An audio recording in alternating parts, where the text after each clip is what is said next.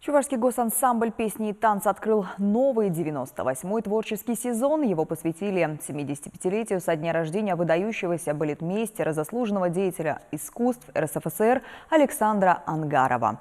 Первый концерт прошел в ДК тракторостроителей. В программу «Мелодии родного края» вошли самые яркие постановки маэстро, вокально-хореографические сюиты, родная Чувашия, посиделки, гуляния, а также красочные хореографические номера «Веселится улица» и «Тарахпю». Эти произведения – настоящие жемчужины золотого фонда ансамбля. Для зрителей подготовили и новые постановки. Например, сюиту на музыку Ларисы Чекушкиной «Пой, родная душа», пронизанную искренней любовью к родному краю, а также инструментальный номер «Волжские припевки» в авторстве Анатолия Шалаева. Жанровое многообразие программы, сочетание лучших вековых традиций чувашского народа и свежего взгляда постановщиков дало новому творческому сезону яркий старт.